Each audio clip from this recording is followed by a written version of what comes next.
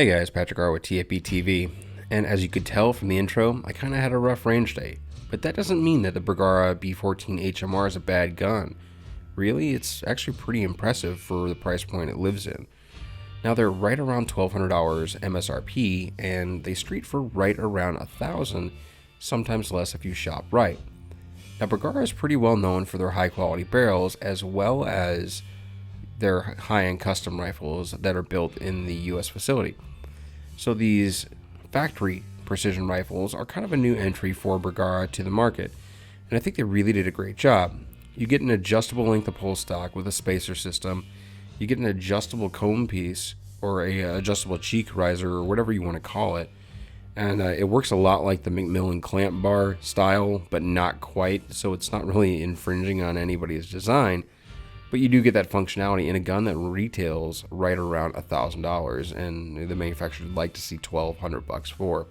Now, it doesn't include a muzzle brake, which I wish they included one from the factory, but it being a hunting rifle, I totally understand why.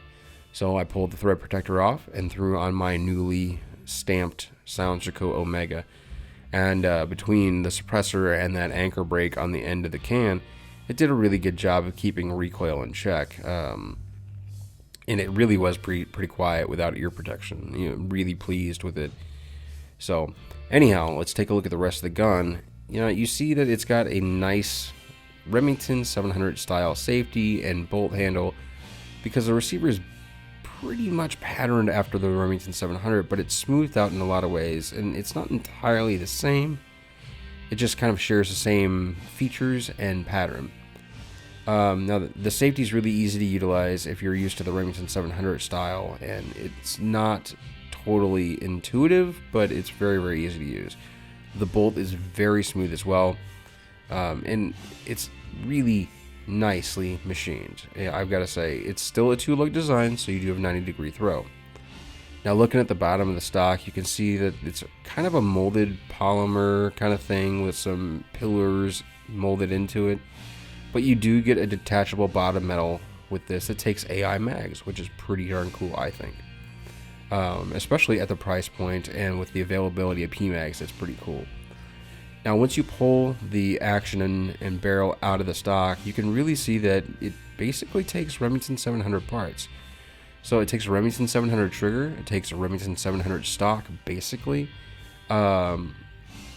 So if you wanted to upgrade it later.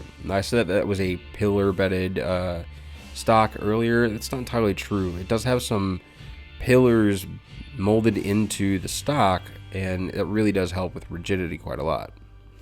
All right, so we've zeroed the rifle. We've figured out what our dope is. The chronograph wasn't quite mating up with what our ballistics truing was telling us it was going to be in geoballistics. So we've kind of plugged that number in there to fix things a little bit. And then let's take our shot at 750. So I need to be shooting at 5.8 mil of elevation and 1.4 wind. But it's a little bit calm, so I'll hold maybe a sixth.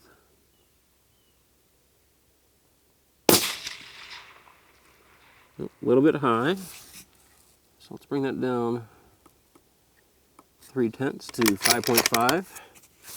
Now I just switched to a different box of ammo, so that might account for the velocity change.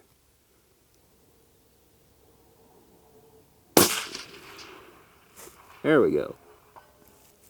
I'm hoping you guys can hear that, but that was an impact. All right. There we go. All right, let's see if I can do two in a row. Nope. All right, so now we moved out to 900 yards, and we'll see how that goes, because I ain't doing so hot today.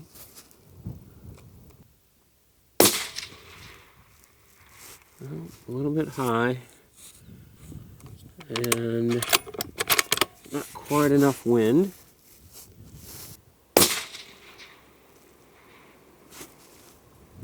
Hey, got a hit. See if I can repeat it. Nope. All right. Two in a row. I'll take it. So, one more round, see if I can get a third hit. Probably pushing my luck, but who knows.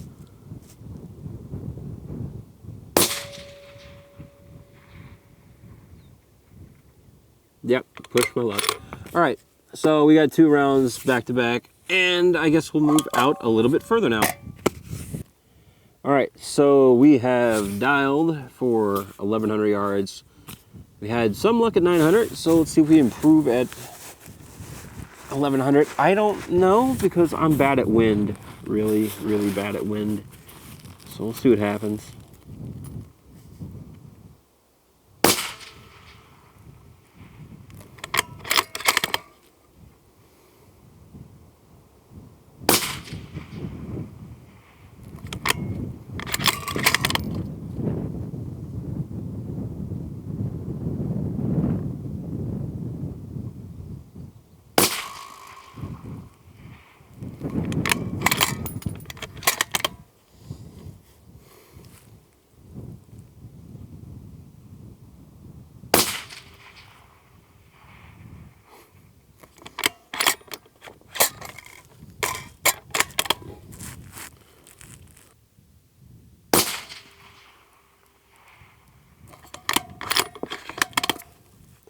All right, so I missed everything at 1,100. All right, guys, so we're done with the Bergara B14 HMR. And I gotta say, kind of pleased with it. Might keep it, I'm not really sure. We'll have to see. I pulled the scope off to put on the Ritter and Stark SX1 that I was shooting today as well. But unfortunately, this thing comes with a threaded muzzle, which means I had to mount my Silencer Co. can on here and kind of break it in a little bit, you know, put a little bit of heat on it. The Omega worked really, really well, though, in the direct thread precision rifle capacity, I think. And I'm not really an authority on that, but I think other people have said the same thing, so I'm just going to parrot what they're saying. We also mounted a Harris bipod that does the panny tilty thing, and that's really about it. It's pretty box stock, and this exact rifle shot a .385 inch group at 100 yards, which is pretty darn impressive for something that streets at right about $1,000. And if you are looking for one, head over to Proxibid, check them out. I'm sure that they're going to be on there, and you'll be well served. If you're looking for something in the entry-level precision rifle market and you don't want something that looks tactical like a Ruger precision rifle, this might be my next buy. I like that it's just really a nice gun. It's really smooth, takes AI mags, which I appreciate because I've got a bunch of them now. And I mean, overall, it's really, really, really nice. You know, you have flush cups built in and a spacer system and even an adjustable comb piece here, which kind of mimics the Macmillan style clamp bar arrangement, but not quite. So it's not really infringing on Macmillan per se, but it is Macmillan-y. Overall, nice gun for right about $1,000, and even at the MSRP of, I think it's $11.99, seriously is something that you should take a look at if you're looking, again, for a precision rifle that doesn't look like it belongs in the next RoboCop movie. So anyhow, that's the Bergara B14 HMR in 6.5 Creedmoor that I actually quite enjoyed. So we'll see you guys later. Bye.